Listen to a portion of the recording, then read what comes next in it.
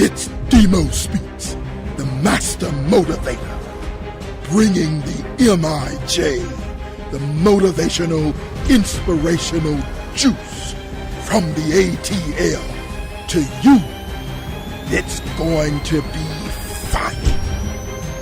Are you ready for DMO Speaks? It's your host, Derrick Moore. Welcome to DMO Speaks at Atlanta's incredible radio, WIGO 1570 AM. You can also listen live or watch live on WIGOAM.com. That's WIGOAM.com. Brought to you by Moore Entertainment in association with Phoenix Entertainment Group. We're bringing the MIJ, the motivational, inspirational juice to the ATL with the master motivator, DMO Speaks. It's your Atlanta Falcons in brotherhood spokesperson. In brotherhood, we fight. Here for the next hour to provide you with all things motivational and inspirational. Coming to you every Monday, 12 to 1 p.m. I look forward to having lunch each and every Monday with the ATL. I want to take a moment and thank all of those who made it possible to bring this broadcast to the airwaves, especially WIGO 1570 AM, Atlanta's incredible radio.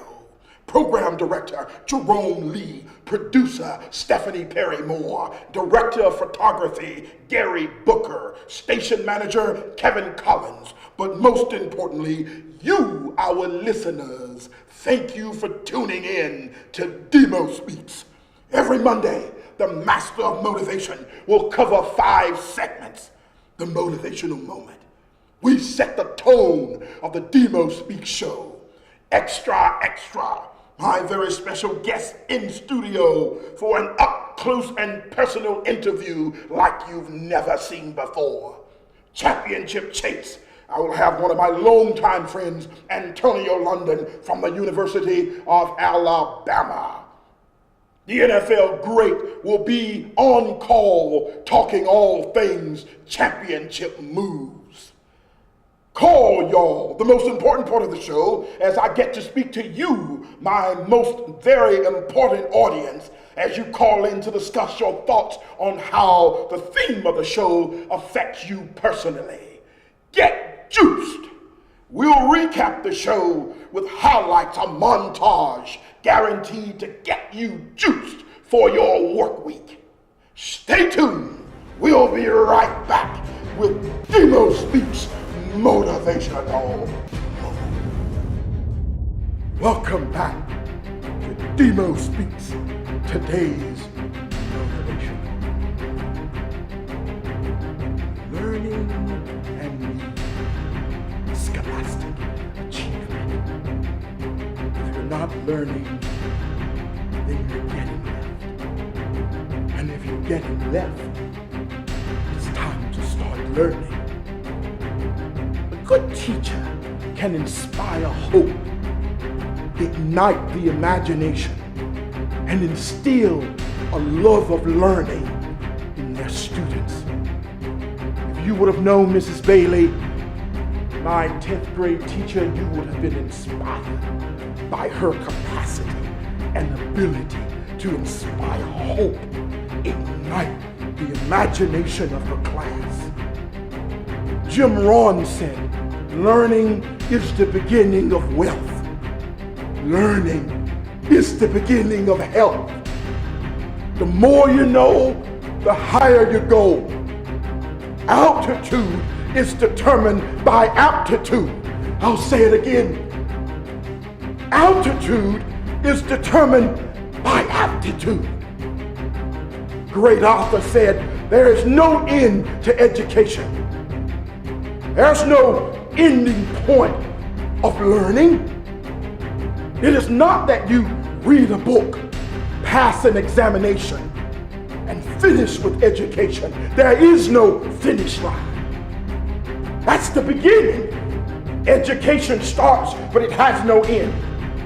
The whole of life, all of life, The entirety of life is about what you know, even what you don't know. Oprah said, when I knew better, I could do better. But when I didn't know better, I couldn't do any better. It's what I know that makes me and gives me the capacity to do better. From the moment you're born to the moment you die, there's a process of learning. That process comes before the payoff. The process is the prerequisite for the payoff. No, you want the payoff. I know you do. I know you want it. I want it. Everyone wants to pay off. But there's a process to learning first. We need that process. From A to Z, we learn.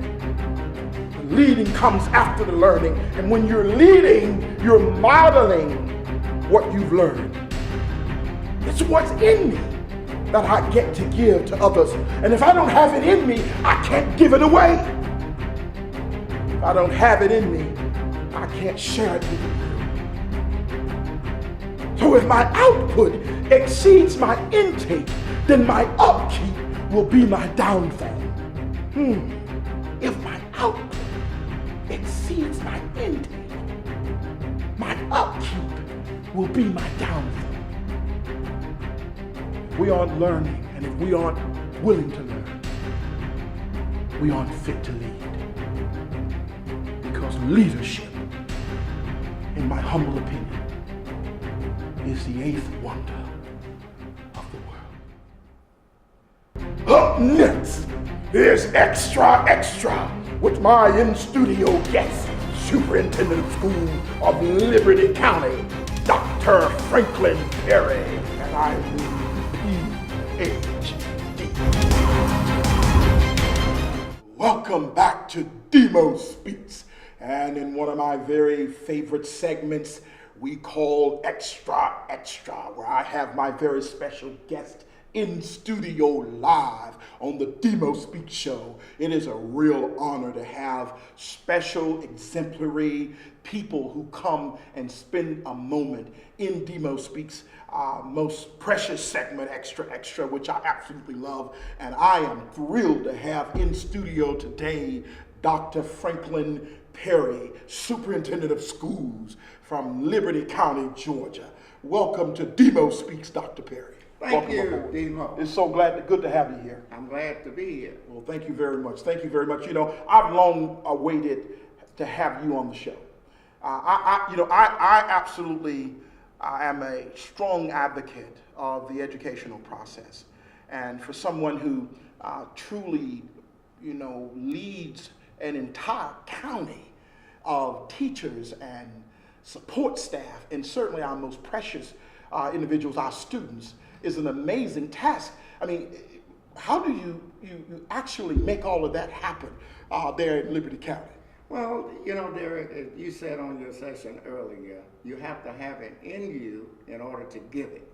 Wow. And all my life, through my father, my grandfather, I've been taught the best way to get whatever it is you want is to help other people get what they want. Oh, wow. And I am in a perfect position to be able to help students, teachers, and administrators. And that's my philosophy. You have to give. And as you said on your session, you have to study and learn in order to be able to have something to give. How about that? So I'm just blessed to be able to give. And that's why I'm here on your show, to even get fuel, to learn more, so I can go back and give. I seriously doubt if I can teach you anything, but already you have. Already have. You I have. appreciate that. Yes. I appreciate that. So, I talked about in the motivational moment, that learning, learning is leading. Yes. And when you learn, you put yourself in a position of strength, and the capacity to lead seems to be more possible. As we mentioned, if it's not in you, you have nothing to give. If your output exceeds your intake, then your upkeep will be your downfall. Yes. You feel that process from learning to leading. Give me a little bit more on just that process. Well, I think you have to study. You have to learn in order to give. And I think that God made all of us to be a student of learning, to make the world better, to make ourselves better, to make our families better. And so everybody have the capacity to learn. The question is, are you willing to do what you need to do in order to learn? Wow. And quite honestly, some are, some aren't. Exactly. You know, and I guess we talk about inspiring students and motivating students and engaging students, igniting the learning process in students. Is that a skill that teachers just naturally have, or is that something they learn on the job, or do they just know that coming in? That because there are students that are probably harder to work with than others. So there's more challenges on one end than it is on the other end. Yes. How is it that teachers make that connection? Well, I think, DMO, that I can't say how what you need. I do think you can learn or to be inspiring. I think you have to practice it. I certainly practice it every day. But I think people that you are around, for instance, my father, my mom, my band director, Mr. T.K. Adams, was always inspiring me. And usually when people are inspiring you, you tend to do the same thing to other people. Wow. So I practice it every day. I literally practice and look for a way to inspire and motivate other people. That's what I do. Wow. And of course I have teachers doing the same thing, because we really live in a negative society. Wow. And most people fail at learning at anything because of their attitude and not their expertise. Oh, wow. Meaning that people know what to do, but their attitude get in the way and they fail. So inspiring people to be motivated, to be enthusiastic about what they do, and certainly believe that they can do it and work hard, usually they're gonna get to where they need to be. So those dreams and goals and ambitions that our young people want to become, education is a vehicle that helps get them there, right? It's a transporter of some sort. Yes, and as you said in your session earlier, most folks, everybody want a good life. Everybody, I believe, want to be contribute to society. The question is the process. Are they willing to put whatever they need to put in to learn in order to be able to be whatever it is they want to be? So they want it, but are they willing to put in the hard work, the focus, the attitude that they need in order to do it? One last 30 seconds, yes. and I don't want you to spend a lot of time on this subject, but you know, the recent issue that's taken place in the news with parents, you know, paying for the education of their students and get them in real privileged, real big time schools. You know, I know you've probably read about that. You're aware of that. Give me just 30 seconds. You know, what's your take on it? Well, I think all parents and grandparents want the best for their children. I just believe that. Right. And I think we want our children to do better than we did, or live better than we did.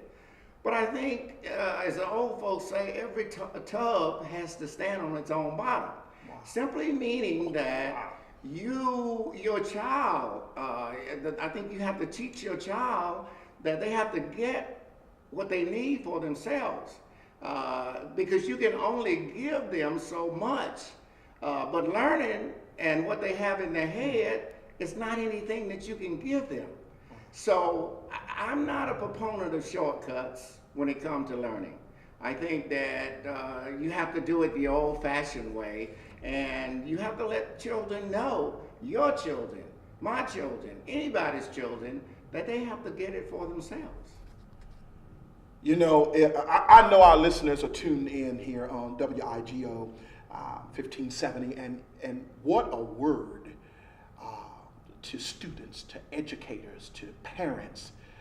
Dr. Perry, I cannot thank you enough for coming on DMO Speaks and sharing your knowledge and your experience, your expertise when it comes to learning and leading. You are a leader of students. Thank you so much for being on DMO Speaks Extra. Thank you very much. I am pleased to be here. Thank you, sir. Welcome back to DMO Speaks. Again, I want to thank Dr. Perry for that incredible segment with extra, just incredible knowledge that he shared with all of us, our viewers, all those listening on WIGO 1570. What an incredible segment with Dr. Franklin Perry, Superintendent of Schools of Liberty County. And now we get to transition to one of my absolute favorite segments, Championship Chase, where I get the opportunity to talk to my dearest friend Antonio London from the University of Alabama, 1992 national champion. Antonio is on the phones with me now. Antonio, welcome back to Championship Chase. Thanks for having me back. Great afternoon. Well, my friend, I can't say enough about the real honor it is to have you on with me each Monday, each week, talking all things championship moves, and certainly this is no exception to that. So I appreciate you getting on the phone. Our listeners really enjoy hearing your segment of Championship Chase and all things being the best at what you do. Totally appreciate it. Wouldn't rather be any other place than with you this day. Be more. Totally appreciative. You know, Antonio, I got to thinking, in my motivational moment, and even with Dr. Perry earlier, we were just talking about, learning and leading, and the learning curve that happens with all of us, and that education is the key to all of our futures. It's the things that we learn from our classroom experiences and the opportunity we get to be in front of and around some of the great teachers that we've been exposed to, whether they were on the high school level or even the collegiate level. And that learning curve is so important. I got to thinking about Alabama and thinking back to when you left high school and entered the college world as a true freshman there at the University of Alabama. Share with our viewers and listeners what that learning curve as a freshman, and then you became and if I'm not mistaken, you win that national title your junior year, senior year. Make sure I'm accurate on that. Actually, it was my senior year, even though I had the privilege of fighting for one, my freshman year, and lost. Wow, how about that? So you know both ends of the spectrum, no doubt. That I do. Well, tell us a little bit about that learning curve when you came into the University of Alabama and all the things you didn't know. Then how did you acquire knowledge of those things, and how that helped further shape you into the person and ultimately into the player that was drafted in the National Football League some 4 years later? Just talk to our listener a little bit about the learning process. Well, growing up in a small town in Tullahoma, Tennessee, I can't say that I knew a whole lot as it related to the game itself, especially the whole semantics of the play calling and things of that nature. We used to play this thing more in Tullahoma, Tennessee, where T-ball, get ball, and that's pretty much what we did. Wow. So by the time I got to the University of Alabama, I understood that it was a lot more than that. And just having to learn the details of the game, learning how to play the game. And the unique thing for me was just having the understanding of knowing that I didn't know was the biggest thing for me, because coming in, you come in with 5, 6, 7, sometimes 8 linebackers, and some, I would say, from a physical standpoint, probably was much more gifted. But I think the best thing for me, or the thing that was the most challenging, I wouldn't say the most challenging, but the thing that I accepted very often from the very beginning is, Derrick, that I knew what I didn't know, which made me even more so hungry to figure it out. And I think that's what allowed me to actually participate as a freshman. I can't say I started as a true freshman, but I did not get the red shirt, and I was able to participate and learn as I grew. You said something, I knew what I didn't know. I guess there are people and there are athletes and even students that sometimes don't know what they don't know. But you knew what you didn't know, and it sounds like you accepted that, you bought into it, and then you began the process of learning the things that you needed to learn to be the player you ultimately became. Absolutely. The old saying goes, you basically, you can't lead where you won't go, and you can't teach what you don't know. So for me, I had to accept all those things. I wasn't going to be able to teach anyone that was coming up behind me anything if I didn't know it. And I wasn't even going to be able to lead anybody anywhere if I wasn't able to go there myself. So for me, I got the privilege of meeting Derrick Thomas when I came into the University of Alabama. Wow, what a great player. Wow. And I actually was able to take on his number there at the university, double nickel, two handfuls, as he would always say to me from time to time. So one, to be able to walk in someone's footsteps like that, you really had to learn and understand all the different things and the aspects, because everybody sees you on Sunday, Derrick, and everybody sees you on Saturday, and sometimes now with colleges they're playing on Thursday and Friday and all those different nights. But the key to all that is what you have to learn and what you have to endure before the lights come on. Wow. Antonio, I can't say enough about what you just shared. Thank you so much for calling in again, giving us some of your experiences with learning and then ultimately becoming the leader that you've become. Antonio London, thank you so much for calling in on Championship Chase to DMO Speaks. Thank you, and roll tide as always. Bye-bye, roll tide. Bye-bye. And on the phones live with DMO Speaks on the DMO Speaks show is Terry Anton. Terry from Peachtree Corners. Terry, thank you so much for calling the DMO Speaks show. I'm so excited, Demo. I want to say congratulations to you. Well, I cannot thank you enough, Terry, for that. It means the absolute world. I've known you for quite some time, and I want to make my callers aware that I know you very personally. You are an awesome, awesome individual, and you've just done so much to inspire my life there at Georgia Tech, the greatest institution in the world. Thank you so much, Terry, for calling in. Oh, Derrick, it is my pleasure to call in. I'm so excited for you, and you've inspired me so much through our conversations and just your shining example to those student athletes and to everybody over at Georgia Tech throughout the years. And you've really inspired me to learn more about how I can expand myself and how I can give more to those student athletes and to my coworkers, and how I can do better. And it's hard. It's hard sometimes because you work these long, long days, and it can be draining. But I need some motivation, Derrick, Demo. I need you to help me find that motivation to keep that desire drawn and to learn more about how I can give back to these guys, how I can be an example to them and lead them into being fine young men and women of society and just to be a better person.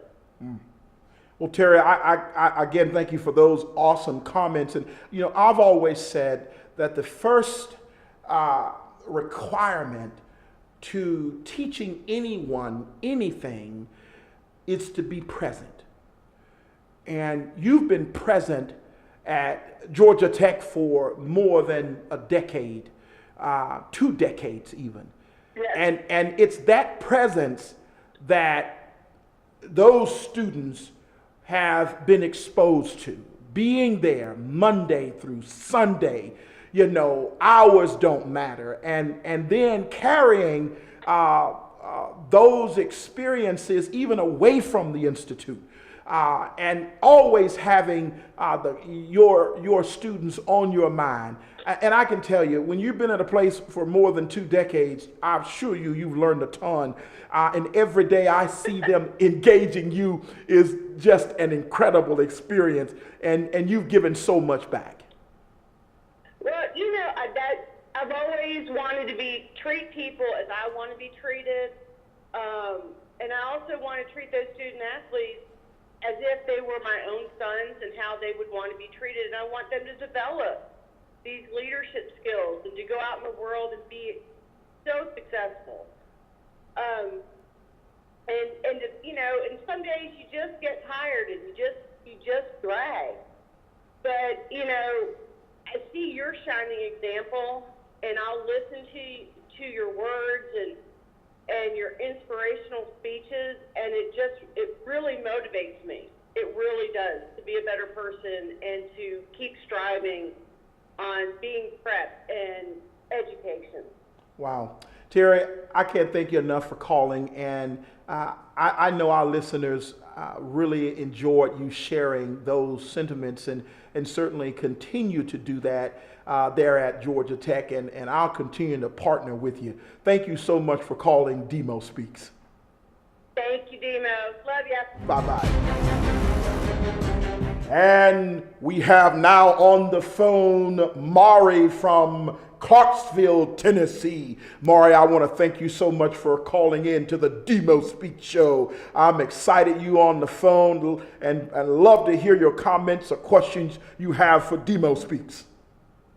Well, Brother Derrick Moore, I want to congratulate you on the show, man, and getting that show and everything. And I want you to know that I have been watching you for a long time, going back all the way into my high school years. I want you to know, and then you know, it's really, really, really encouraging to see you. You know, you do the things that you do, and speaking at the different engagements. But I have a couple of questions for you, Brother Derrick. I'm all ears, Mari. Fire away. Okay, so, you know, I just got a job, working at a Division I college, and I want to ask you, you know, this is my first real opportunity.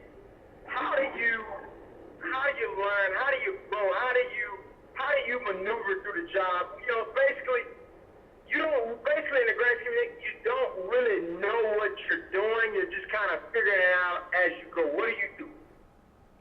You know, Mari, that's an excellent question. First of all, I do want to congratulate you on getting your first job out of college and at a program like the one you're attending, you're working at. I know that's exciting, and man, it's the beginning of a long and illustrious career for you, and congratulations. But I love the question. You know, one of the things I can tell you, you know, is you know, come to any new place with the right attitude about learning, that you're there to know who those leaders are and those key players that are there on your staff, those co-workers you're going to be working with, and I don't always say working for, but working with. And as you begin to engage them. So I certainly think it's about being a sponge and just absorbing and just taking up as much information as you possibly can. Because if you don't have the information about that place, if you don't come there with the mindset to learn about that very particular place and the standards that they operate under, then you'll never ever progress in that program to where you're respected and where others want to engage you as a result of someone that they recognize is new to the experience, but someone that really wants to learn and become really, really good at what they do. So I certainly think the attitude of learning, I believe, has to champion your first tenure at that institution. Well, let me ask you this, the boss may tell you, hey, I need you to have a plan for this. What do? You've never done it before. You've never done it before. You may say, hey, I want you to plan for this event or so-and-so. But I've never done it before. This is something different. I'm not used to this. So what do? Is there certain people you call? Do you scratch your head? Do you go to bed and try to make yourself dream about what to do? And what do you do? How do you handle that? Do you pick up the phone and try to call Donald Trump? What do you do when you're asked to come up with a plan for an event that you've never? How do you handle that situation? Well, I'm gonna close out with that question. I think you basically, you find out who's done it. If you've never done it and you don't have a lot of experience at it, you'd be unwise to try to attempt it and not having researched who's done it and who's experienced at it. So that's one method you can use, is to certainly begin to research those people that can help you with that project, help you with that plan, so that you can do an excellent job. So and a lot of times you can begin a project through trial and error, but you may not have enough time to make the mistakes that you need to make to learn it and be better at it. So I will certainly recommend you begin to ask people who you have gotten exposed to that are willing to help you through that process. And I certainly think, Mara, that would at least give you at least the assurance that you're not going in the wrong direction. Well, Mr. Derrick Moore, I thank you for allowing me to be on. I really appreciate you guys and love what you're doing, okay? Thank you, my friend. We'll talk to you the next time. Bye-bye.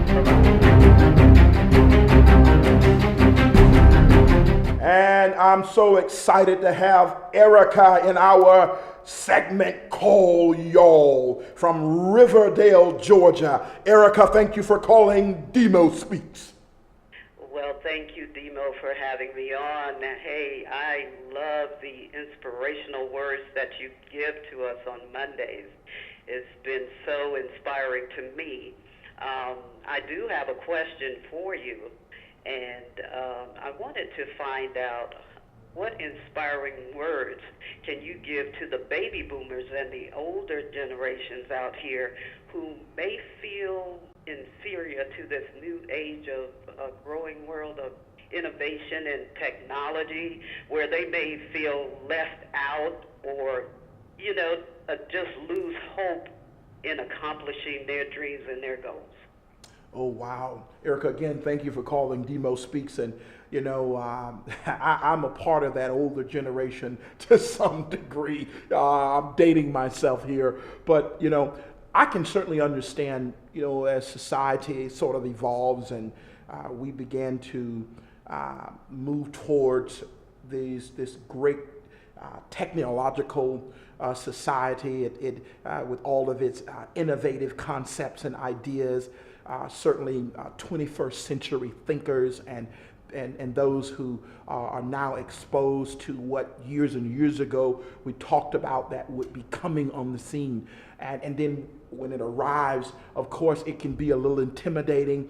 Certainly can be something that we're not quite used to as baby boomers, or those who are not a part of this generation of learning. But I certainly think that it's nothing to be frightened of or intimidated by, as much as anytime something new comes on the horizon, there's always a roadmap of understanding. There's a way to learn it. There's a way to adjust to it. There's a way to modify one's life and learning curve to grasp it.